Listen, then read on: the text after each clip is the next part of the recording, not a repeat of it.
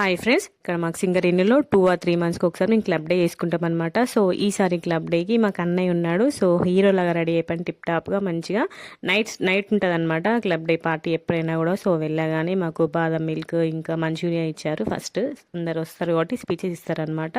So మంచిగా తినేసి హ్యాపీగా వాళ్ళు చెప్పేదాన్ని వింటున్నాము.